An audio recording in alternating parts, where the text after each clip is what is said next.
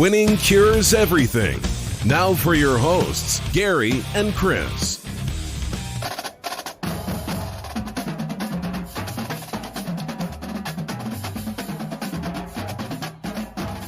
Welcome in. Winning Cures Everything Wednesday, April 8th edition of the show. I'm Gary. And I'm Chris. Chris, you know what I'm watching right now? What? The 2010 Alabama-Arkansas game. Okay. I know you don't remember anything about this, but Arkansas was up 20-7 deep in the third quarter, and Alabama came back to win the game. It was a lot of fun. I've turned to this as opposed to Madden streaming. I'm tired of game simulations and whatnot, and now I'm just watching old games. I watched LSU Clemson from this past year before this, so this one just happened to pop up on my YouTube feed. But yeah, I was pretty excited about it. So let's see. On today's show, by the way, you can always subscribe at your favorite podcast app: YouTube, Twitch, Periscope. WinningCuresEverything.com is the website. You can find everything you need over there. We've got a new site coming. It has taken me a little bit longer to figure out than I thought it would, but I'm still planning on having it up come next week. I would like to say Monday, but we'll see. So we'll see what happens with that. We already got Matt jumping in on YouTube. If anybody else is jumping in, obviously, if you haven't paid attention, if you're watching the show online live, we have a chat box there. If you decide to chat with us, you decide to send us some comments, it's going to pop up right there. So go ahead and hop in. We would like to hear how you're doing, hear your thoughts on these topics. We are going to go ahead and call in Mr. Mike Glenn, and I'll give his introduction once he gets here. But he's one of my oldest friends, a very good guy, taught me the ropes as far as concert industry, boxing, et cetera, et cetera. So I'll give him the spiel here in a minute. Hello. Hey, Mike, how are you? I'm good. Good deal. So let me give the introduction here. This is Mike Glenn. He's a concert promoter, former owner of the New Daisy Theater in Memphis, Tennessee, and a former boxing promoter. He has known a ton of people across the board, whether it's in sports or in music, etc. We lost John Prine yesterday. Obviously, I was a massive John Prine fan. You're not going to find a lot of people like him. Incredible songwriter, just an absolute legend. Mike, let's go ahead and get started with that. Do you have any memories? I know you were talking to me last night. We were texting back and forth. I was out on the back porch, smoking a cigar, drinking some Johnny Walker, and listening to old John Prine records. You said that you had a memory from like 1991 when he played for you. Oh, yeah. I did John Prine a couple of times. But 1991, I want to say it was the first time we did him at the New Daisy. And it was actually, I broke my own rule and booked somebody I liked instead of using the old way of you book what's popular. And, with John Prine, who knew? It was a huge deal. It was a huge night for me, but it was a big thrill to have him play my place. But it was a Sunday night, and I used to do a monthly boxing show the first Tuesday of every month, and I had a show that Tuesday with boxing, and I had the former super middleweight champion Donnie Lalonde was fighting the main event. He'd gotten beat earlier in the year by Sugar Ray Leonard, which was kind of I don't know if you've ever witnessed that fight, but he got hit in the throat, and that was pretty painful. Oh, I can imagine. And at any rate, he couldn't finish the fight, even though Lalonde's a much better fighter than what he showed. But he called me up. He married a girl from the University of Memphis that lived out in Collierville. That's how he and I became friends, I guess you could say, or associates. And he was needing to have a couple of tune-up fights before he had a chance to fight for a title. And he called me up that weekend. He said, "You got John Prine playing there too Sunday night?" I said, "Yeah." He says, "Anyway, you can let me come down and introduce him to the crowd." And I said, "Oh, absolutely. How do you know John Prine?" He said, "Oh, I met him on a train in Canada." That's where Donnie Lalonde is from, is Canada. And at any rate, he came down and brought him out, and it was and paid for his own tickets. Imagine he's on the guest list, bought 6 tickets. God bless. You gotta love But that. that was kind of a big because John Prine was not a real tall man, and down in the line was well close to 6 feet plus, and but a well spoken individual, a real nice guy. But and John Prine I've never seen him put on a bad show. The rumor mill had it in the last 6 months that he'd been sick. I was fortunate enough to see him in Somerset, Kentucky, at a festival 2 years ago in my girl's hometown. They do this thing in July called the Masters Musician Festival, and it's overdated with a bunch of regional acts that I've never heard of, and it's one of the finest festivals I've ever been to. I go to it. I try to go to it every year. I haven't been able to the last couple of years, taking care of my mom, but that was the last one I went to, and Prine put on. He had a full band with him, and he put on one hell of a show. And I feel very fortunate. I got to see him that one last time. He always has put on a really interesting show. He's an incredible storyteller. I only saw him once. Let me tell you something. He's an interesting guy. I remember before sound check, my son was about, I guess he was 4 or 5. And he was down there with me that day, and I was backstage with Prine, seeing if there's anything he wanted. He said, no, these, coffee. So at that time, I still had the place next door, and we had a kitchen in the middle. I cooked some coffee up, and I took a hot plate back there. And I plugged the hot plate in, and of course, the power went out.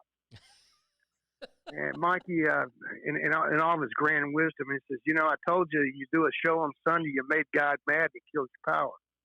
I don't know how a 4-year-old would come up with that kind of statement. All I could see was Prine's white teeth smiling. Yeah, that's I could see it.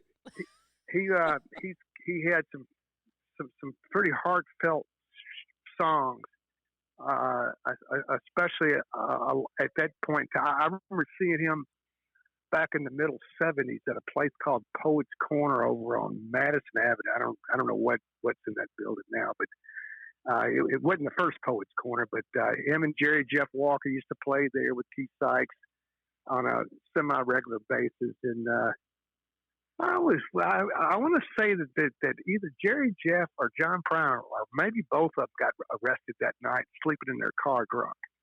I could 100% see it. Something crazy like that. I remember seeing that the headlines of the press seminar. We used to have 2 newspapers at that time, and my father in his barbershop used to carry both papers, and I'm like, how was that freaking show? Wait, was this like front page news, or was this just run of the mill in the middle of the paper? It was the front pages of the local news. Okay. Singer songwriter. Front page news.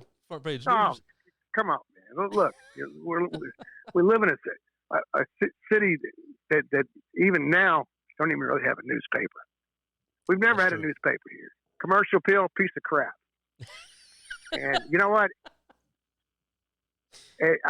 I'm a proven fact that you have some very false stories written in that newspaper. Oh yeah, about people. Oh, absolutely. I even had one written about me. Yeah. I'm still waiting on the investigation. What was that? 10 years ago? 12 years ago? My God! It's been over a decade. Yeah, it's been a little while. Yeah. Well, guy wrote the story, called me up from rehab. Part of his 12-step program, apologizing to me. But that's another story. That's another world. But I didn't mean to get off the track no, it's there. all but good. John Prine, it's a great loss. I thought he was older than 73. I didn't realize he was that young. Well, he lived a long and full life, and I think he fit more into his 73 years than anybody else could have. He did so much, and he was around so many interesting people. He had a real resurgence in the past, I guess, 5 to 7 years, thanks to Casey Musgraves and Jason Isbell, and all of these guys that have come up that kind of learned songwriting under him. I went and wrote with Zach God. Myers. You can talk about people like Todd Snyder, who who used to tour with him. Paul Thorne has toured with John Prine. Keith Sykes has toured with John Prine. There's so many regional musicians that learned their trade and their craft from watching him. Oh yeah, and it's listening pretty. Last night was it's so enjoyable to just listen to his songs because they are so real and he doesn't hide anything.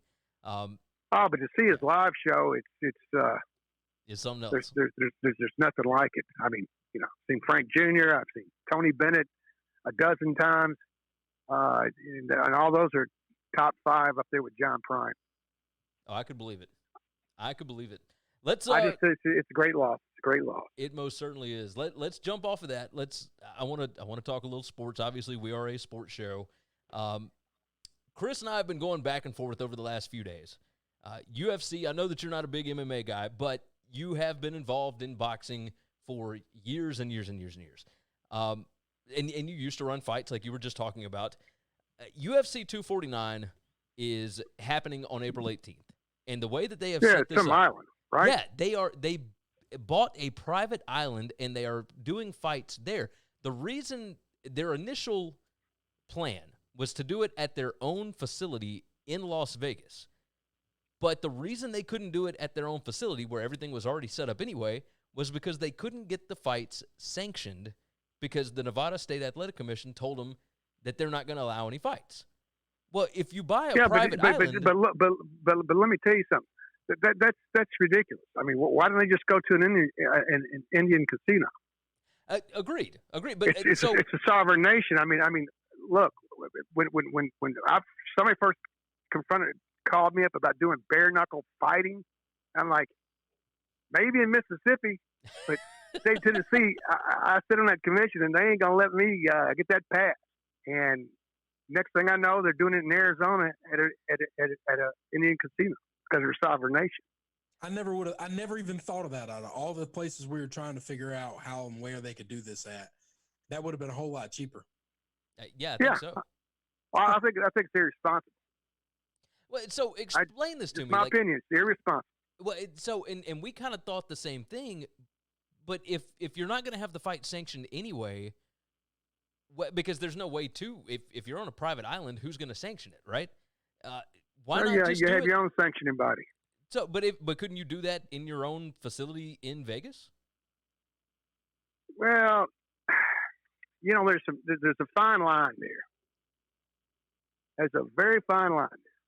You can get yourself in a little bit of trouble, especially if you're broadcasting it live, and you're not paying the broadcast rights taxes to the state.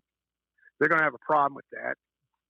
And if they're not sanctioning it, then they're not going to be able to. They're not going to have somebody there to collect the taxes. I mean, it's a whole thing when you're dealing with the state. Tell me about that. Like I knew that you would know about this, and you were on the Tennessee State Athletic Commission. Is that right? For I was at 4 governors. Yeah. Okay, so explain this to me because I don't know how this works. How do you go about getting these fights sanctioned? What is the purpose of the sanctioning? If you've got an organization like the UFC who already has their own doctors, their own medical people, that everybody signs their waivers, there's insurance, everything else. What is the sanctioning process and why is it there? Well, you know what? Because the unscrupulous promoters of years past, fighters not getting paid, fighters fighting under assumed names, fighters fighting 5 times in 1 week. I mean that's got a lot to do with it. But then again, on the flip side of it, there's the tax part of it. Everybody's got to pay a fee. The timekeeper, the referee, the judges, the seconds, the managers, the fighters. Everybody's got to pay a fee to the state. You got to have a license to the state. That is interesting. Then you got gate taxes. So basically, you do an HBO fight or a Showtime fight, they have to pay taxes to the state. That's why Showtime and HBO guys, we could go to Ontario, California, do it cheaper out there than we can in Memphis. or Yeah. in the state of Tennessee. They overtaxed them. Well, that's how the Mike Tyson and Lennox Lewis thing ended up happening. Nobody would sanction or approve Mike Nobody Tyson. sanctioned Mike Tyson because of his supposed, crime that he probably didn't commit. But and trust me, you know what? A rapist should be taken out back and buried head down. But there was something very odd about that whole thing. But nobody wanted to touch him. In fact, Mark Ratner, who was the state commissioner in Nevada, when he heard that we were, when the state commissioner called me, because I was the chairman of the committee, he says, "Can we license them?" By all means, we don't have a moral turpitude clause in the state of Tennessee, and the taxes that you're gonna pick up out of this whole thing for a world heavyweight championship fight, it's unbelievable. So we need to license this guy. I mean, my mother got mad at me. She said, "You're licensing a rapist, Ma. You know what? You got to know the whole story." But the thing is, there's not a moral turpitude clause in your state statutes. But it's up to the state commissioner whether he wants this person to do it or not, and if he's got enough lawmakers, screaming at him, he's going, okay, he's in. But it wasn't even that with here. Brian Young called Tommy Patrick. Patrick called me, and I'm like, I don't see any. There's no rhyme or reason why we couldn't get a license. And so we did. And it was a $67 million impact to West Tennessee. Yeah, it was. Nobody was bitching massive about that on Sunday. Oh no! Oh, absolutely not. Absolutely not. So back to UFC 249 for just a minute. This whole thing happening on a private island. There has to be some kind of a risk here for them, because I understand it's a cash grab. There's no live sports going on right now. They've got some pretty big fights lined up on it.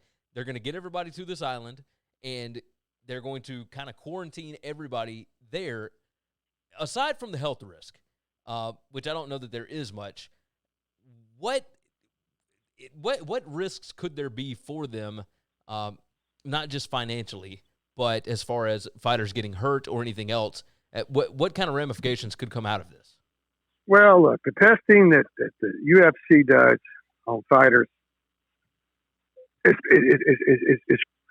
pretty big. I mean, they don't just let they pull somebody off the street, put them in the ring. Right. I mean, these guys got to go through a massive amount of tests to get a license, not just from the state, but from their organization. And I mean, it's mixed martial arts. Come on, human cockfighting. I mean, what are you talking about here? I mean, what can happen? What can't happen? I mean, it's a sport. I mean, Dana White's going to do what Dana White wants to do. That's true. And you know what? I don't see anything. My opinion, I don't see anything wrong with it. As long as he's abiding by all the rules and regs that he would in the States and Great Britain and Africa or wherever, whoever would be a governing body close to this island, even though you buy the island, it's still got to be under somebody's jurisdiction. Yeah, that's and true. Somebody's getting a paycheck. Somebody's getting a paycheck. Oh, 100%. Like, these things don't come cheap. They don't come free. There's something else with it, and it's very strange to me that he won't tell anybody where this place is. But he's doing fights there for the next 2 months, every weekend. Well, like I said, Dana White has got plenty of dough. Cash is not an object. It's unfortunate that he couldn't sit tight for a little bit and let this pandemic run its course. Because I mean, some people would look at that they're not combative fans. That this guy, something's all wrong about this. Me, I look at it this way: as long as he's got his doctors and his referees and his judges and it's probably the same people he uses all the time.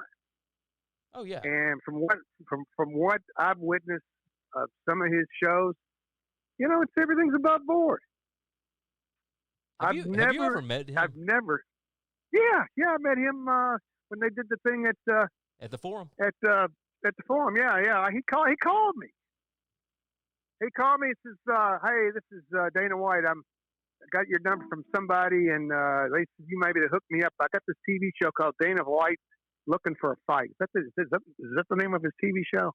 That's it. That's the one. Okay. Well, yeah. He says, "Well, and while I'm in Memphis, I want to get introduced to a blues musician, and I want to write a song with him, and I want to perform it live on a stage on Bill Street."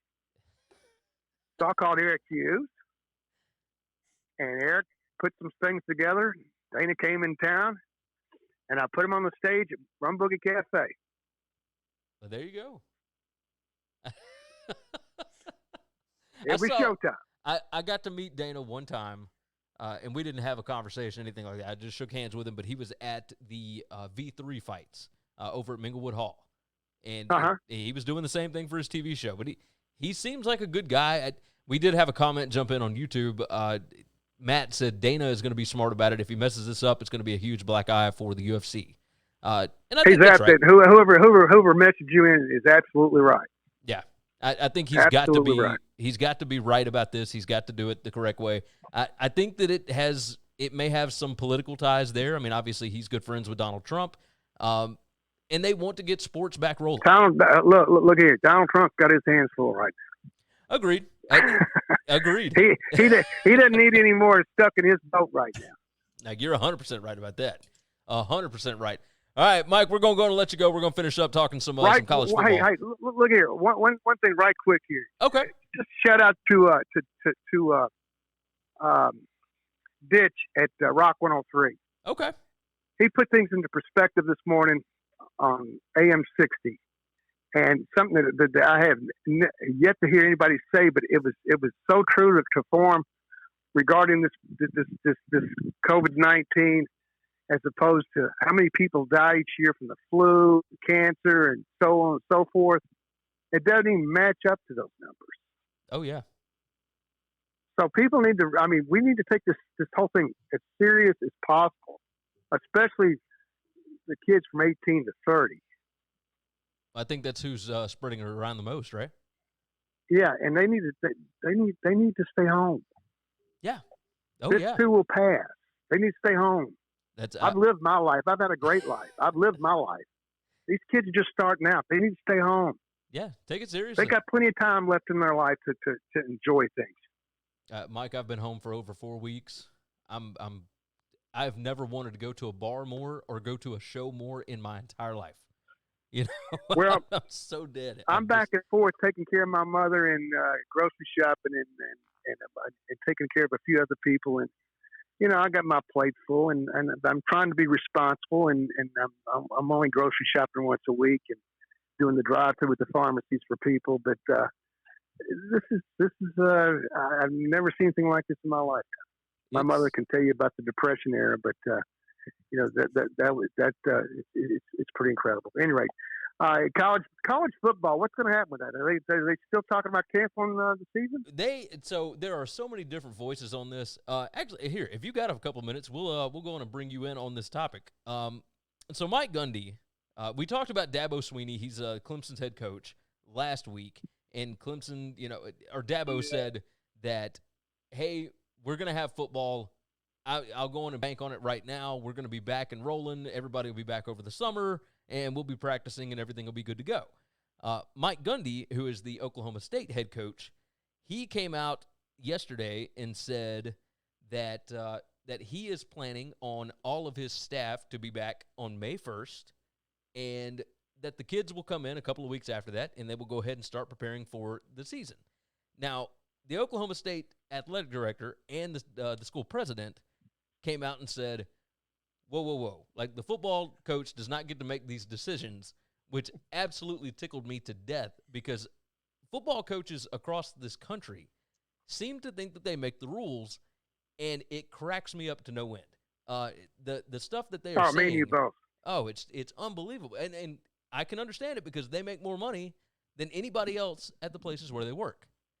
But this absolutely drove me insane. I know Chris is going to have he's going to have some comments on this. But when I saw the story and them backtracking on what he said, it tickled me. Absolutely tickled me. Well, that's good. He needs to shut the hell up. I knew you'd I have just, something to you know say what? I'm about a huge college football fan, and I'm a huge college basketball fan, and have been all my life. And for the tournament, you know, for the college basketball tournament to be canceled, I mean, that's like canceling the Super Bowl to me. Oh, yeah. And but you know what else? They didn't really have a whole lot of choice. No, nobody has any kind of choice right now. There's no timetable. You can't come out and say, well, we're going to get started at this date and whatever, because we don't know. Like, we don't know how many people have this thing. We've never seen this virus. There's no vaccine. There's nothing you can do about it. You just got to hold tight. And we don't know how long you got to hold tight. But it is, we had somebody else jump in on YouTube. It's the unknown factor if COVID-19 will evolve and become resistant to medications. We can try all kind of different things. And we don't know what it's going to do because we've never seen it. Well, it's pretty frightening that I've been in some fights in my life, but I usually can see what I'm fighting. Yeah, that's the scary You part. can put some tapes on a hand and put your dukes up, and I still got the hand speed of Boom Boom Mancini. But if I can't see it, then they put me in the nut house. Yeah, you're right. You're And so right. You know what? When you put 100,000 people into a stadium, you just can't take that risk. And even if this thing comes to a fruition in the next 60 days, 30 days, whatever, who says it didn't pop back up? Oh yeah. I mean, we can't crawl. I mean, we're the greatest country in the world. We can't crawl in a hole and hide. We have to move on with our lives. But it's got to be done in a timely fashion and not force the issue. I mean, when the president first came out and said, everything's going to be back up and open by Easter. I mean, I'm not a doctor, but I thought that was, what's he got a crystal ball he's reading? Because I'm listening to the two doctors, the lady and the guy that's been with him all this time, and they're all kind of like rolling their eyes, going, "Man, you back up here. You're giving people false hope," and he did. And now, I mean, and look, you know what? Love him or hate him, he's the leader of our free country. He could back off on the tweets every once in a while. That gets a little annoying. But you know what? My 401k up until February 28th, 29th, 30th, whatever the hell, I was doing just fine. Oh, yeah. Now I had enough money to live till I was 90, and now I'm back up to 80. Hopefully it's a lot better than it was. It's a lot better than it was. So hopefully it rebounds. But hey, a week and a half ago, there was almost nothing left. I mean, I looked at my and I shouldn't have. I should have waited. That's why my accountant told me, he said, "Dope, don't look at us. Screw you." So I called the guy over that holds my money. I'm like, "Hey, you know what? You ever seen that movie Casino when Joe Pesci tells the lawyer, I want my money. When I knock you out, you get out of the coma, I'm getting out of prison, I'm going to knock your ass out again." Well, that's me. Let me see what I got. Let me put some eyes on it. Yeah. It's so put it in a briefcase and bring it to the house. Like, just give me what I got and don't let me lose any more of it. That's but it's a very frightening situation. And like I said, college. I mean, to me, college football is bigger than college basketball. Oh yes. And to even fathom. I mean, my poor son. I've never seen him so depressed in my life over anything, including his grandfather's death of losing the college basketball tournament, and then he's running through the streets because Chicken Little's telling him the sky's falling and we're not going to have college football. He goes, "This can't happen." Well, I'm kind of the same way, but you know what? There's bigger powers than us that call the shots, and all we can do is hope for the best. And I hope the good Lord looks down on us and says, "You know what? I think I punished you rats enough. Now I hope you figured out what's happened here and move on with your life."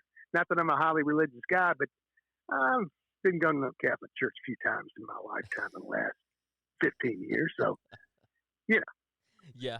but it's just a very, very trying time that we've been through. I mean, 9/11, Pearl Harbor, all that stuff they keep talking about. It's worse than that.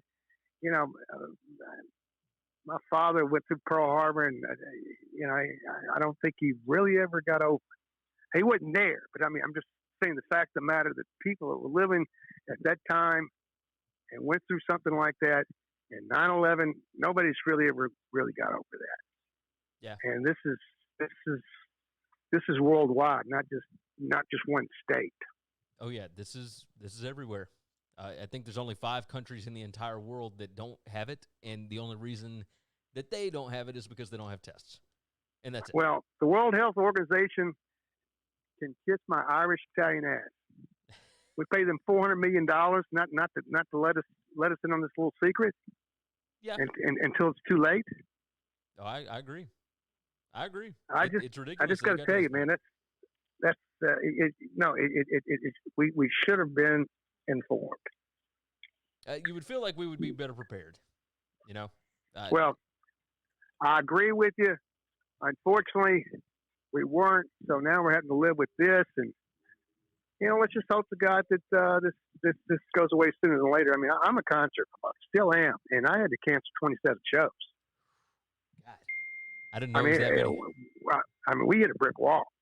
I mean, between what we had over Minglewood and what Mikey had over Growlers, I mean, we hit a brick wall. That's and you don't know if and you can even reschedule those. Some of them will get rescheduled. I mean, we've already rebooked the blues stage and the front porch stage for Beale Street Music Festival, but some of the acts on the other stages, I don't know. I'm not privy to all that. Don't really want to be privy to it, but we've been calling some acts that can't fit it in their schedule or they're coming through sooner. So, I told Mike, I'm not willing to put my neck out on the line right now and send an offer in on a show because we don't know what the future's going to entail. Yeah, and these agents, they're grasping for straws right now. I mean, no, you're right about that.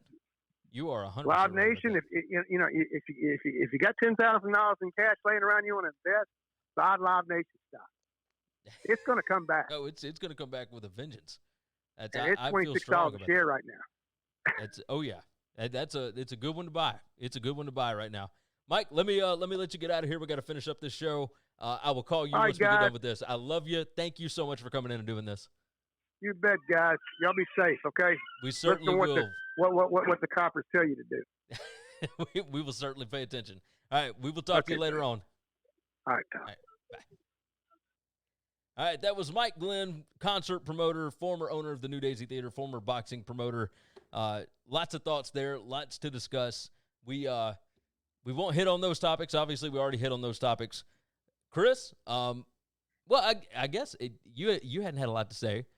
But it's fine. We're good. Nothing really to hit on, right? Love listening to Mike tell stories. That's good. Oh, man, he's been around. He's seen a lot of things. One of the best. So. One of the best. Got stories for everything. Everything.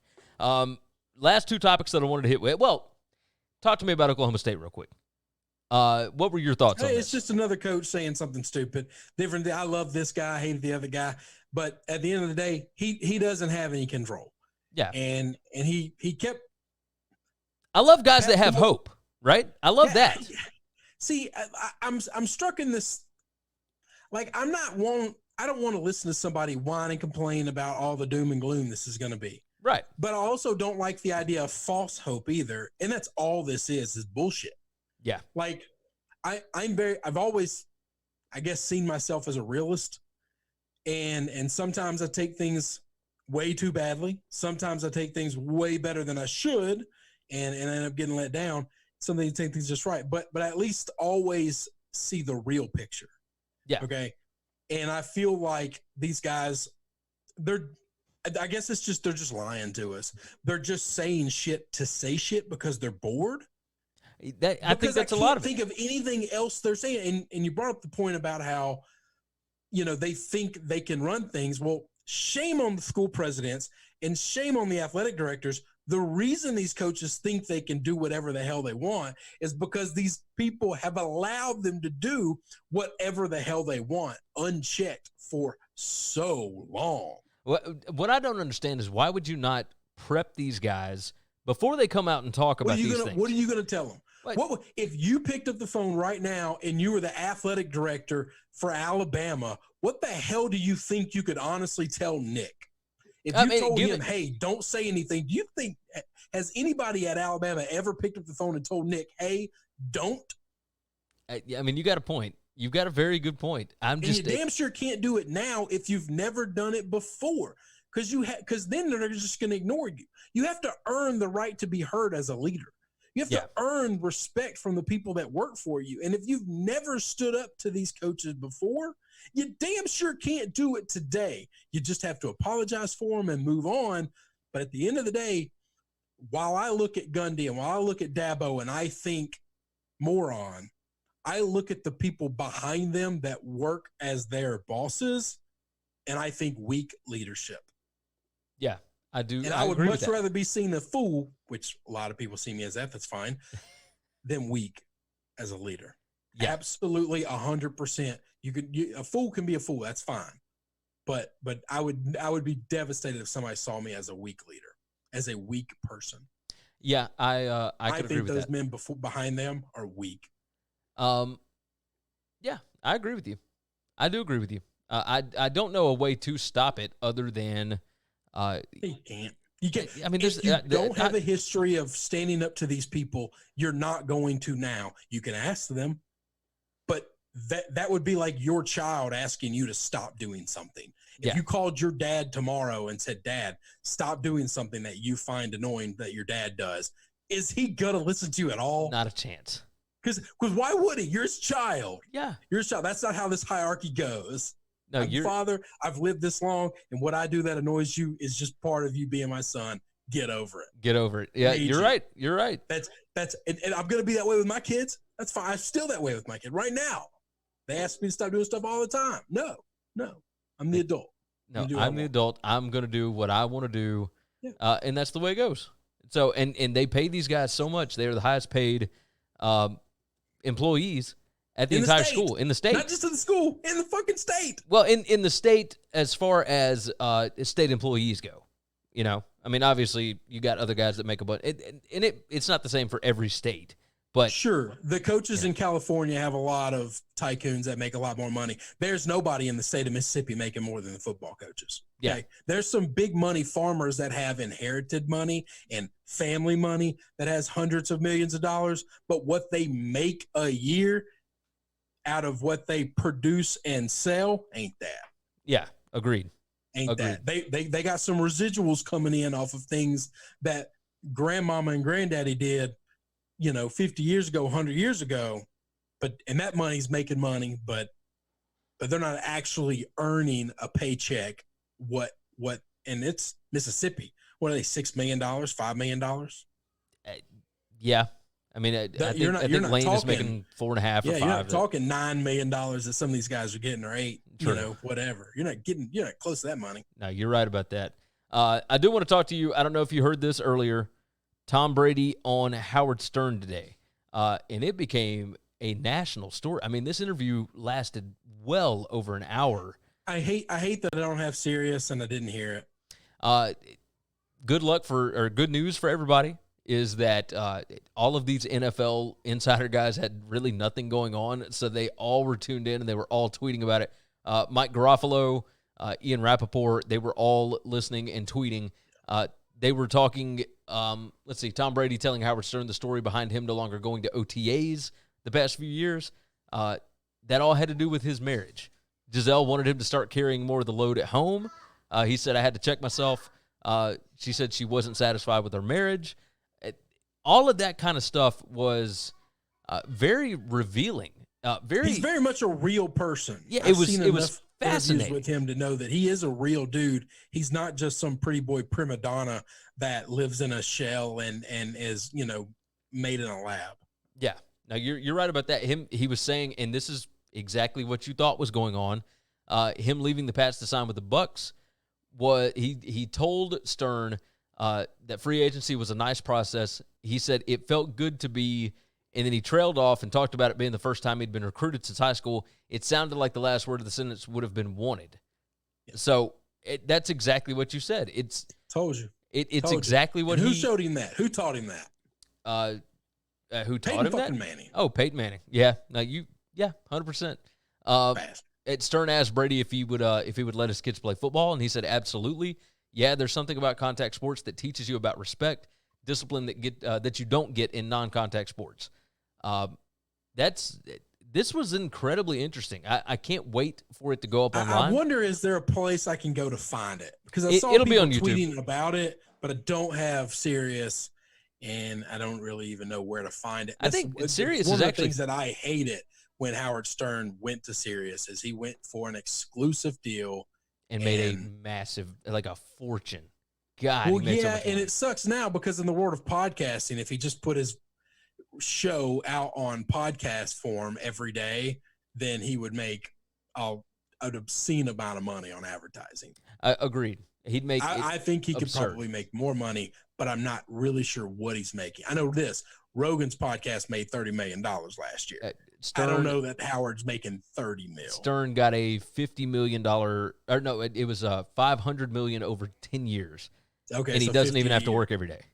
No, you're right. Then no, that's more than Joe, and that was starting a long time ago. So yeah, it's a lot of money. He makes an absolute killing. I know it just makes it hard to find his content or to be able to get his content if you're not a serious guy. It'll be on YouTube. I think within you're the right. next week. Somebody will share it out on YouTube. Well, not even that. Like from his official account, they typically put that stuff out like a week later. Oh, do they? Yeah.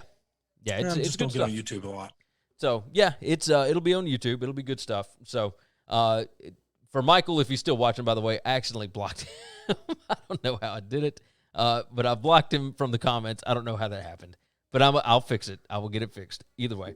Last topic I wanted to hit on. You brought this up to me. I didn't even know it was happening.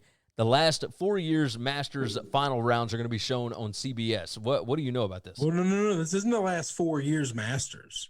The last four. No, this is. I actually wanted to spend some time on this. I don't know how long you want to go. Let's just roll. I wanted to spend some time on this. Yeah, talk to me about it. Tell me. Today's Masters was 86. Today, ESPN. So ESPN normally has the par 3 Thursday and Friday. CBS has Saturday, Sunday. So ESPN is doing 3 days of Masters coverage. CBS is doing 2 days of Masters coverage, and they're doing old final rounds. Today's started at 2:00 Central Time was Jack Nicklaus's final Masters win, 1986. Jack Nicklaus beat Greg Norman by 1 stroke, finishes with -9. That was his last Masters. That was his last major win. So if you want to rewatch some of these, tomorrow, 1 p.m., this is the Lord's time, okay? We work on Central Standard Time. God's time zone. That's right. All you East Coast elite out there, y'all going to move over. 2012's Master at 1:00. This is Tiger Woods' first Masters win, and this is his most dominating win I can imagine. Tiger finishes -18 to Tom Kite -6. Good gracious. He just I remember blew that. away the field. Yeah. Blew away just complete domination. The very next day, he gets the interview or whatever. He says, "Hello, world." And then you see all these Nike commercials come out about him, introduce himself to the world. If you can't do the daytime thing, tomorrow night, 6:30 p.m., you're going to get oh, no, I'm wrong. The afternoon one is Bubba Watson's. Bubba Watson's Masters win, -10. He goes into a tiebreaker with Louis Oosthuizen. That 1997 starts at 6:30 p.m. tomorrow. Okay. So everybody can watch it. That's prime time. Friday, you get 2013's Masters in the afternoon. That's Adam Scott's win against the evening is 2005's Tiger Woods, another Masters win. This one is where he goes into a playoff against Chris DeMarco to win that one. Some of these are significant, which is why I wanted to kind of run by them, and I'm going as quick as I can. Saturday, you get into CBS. You get Jack Nicholas's 1975, Masters at 12:30. That's one where he beats out Johnny Miller, and great opportunity. 2004 at 1:30 is Phil Mickelson's first Master win, and this was also Phil's year that he won the U.S. Open. So that's probably his best season, best majors year. Yeah, best. Well, it was probably his best year in golf. Is when he was on top of the world. He beats out Ernie Els in this Masters, and then they finish it off Sunday afternoon with the final round from last year, where Tiger has his massive comeback to take off two of the best golfers, young golfers in the world, of Brooks Koepka and Dustin Johnson, and beat them. So I am fired up about getting final rounds Master coverage. I know that I've seen these things. I know who's going to win. I know the collapses that happen. I know the surges that happen. I remember them. The older ones I remember because I was just raised watching a lot of golf by golf guys. Yeah. And I don't know. It's just something that I'm excited. We're not getting the Masters as normal. And so I'm very grateful that we'll get to see this. Oh, I am too. Joseph Gomez jumped in on YouTube, said Tiger Woods with the 20-inch arm, years walking around like 240, walking around at 240 like he was LeBron with a good club. Like that's right. Yeah, that's right. 100%. Yeah, no, Tiger's 2005. Yeah, he's as swole as he could be. Yes, that's when he was training with SEALs and stuff, I think. Yeah, that article about him training with all the different things that he was doing at that time was just bonkers. But at some point, I mean, you got to find something to kind of keep you going, right? So yeah. Anyway, just really cool situations and just stuff on TV. Sports is on TV. Yeah. This is what I wished these guys would be doing. I was going to mention that. This is what you want instead of simulations, instead of the NBA playing horse and whatever. Give me older stuff. Yes, you can't get – okay, you can't bet on it. You know what? If you want to get sports back, a lot of what's going to take sports coming back and these guys trying these island things or these going to a city and taking over in the middle of nowhere things is money. And if the casinos want the money, if the sports books want the money coming in on it, then they need to help offset it. Yeah. They need to call these places and say, what is it going to take? What are you needing? Yeah. Do you need housing? Do you need fields built? Do you need this? Do you need that? We'll pay for it. And you don't even have to put us as a sponsorship because most of these places don't want these guys as sponsors. If you're the NFL, you don't want these guys as sponsors. That's fine. That's okay. You don't have to put our name anywhere. We just need the action. Yeah. I agree. I agree 100%. What a day. What a day. We're going to have Lynn Simon on tomorrow. We're going to talk some baseball with him. Excited about that. Yeah, I can't wait to I want to hear about his thoughts on what is going on with Major League Baseball and the idea of, starting up in Arizona just in a quarantined, isolated area. I want to hear what he says about that. I want to hear his thoughts about, he's a minor league team owner. I want to hear what they how they operate, everything else. So we'll talk to him about that. We'll talk to him about the idea of college football, changing the way that the season goes. Obviously, he is involved heavily with the NCPA. We'll talk about the players, whether or not the players even want to come back and play. If it's not going to be like it normally would be, why would they want to play? I don't know. I can't wait to have that discussion. It's going to be a good time. We thank Mike Glenn for hopping on today. He is always an entertaining listener. If you forgot or didn't get in for the early part of the show, make sure you go back and listen to that on the podcast. Make sure you are subscribed, Apple Podcasts, Google Podcasts, Spotify, etc.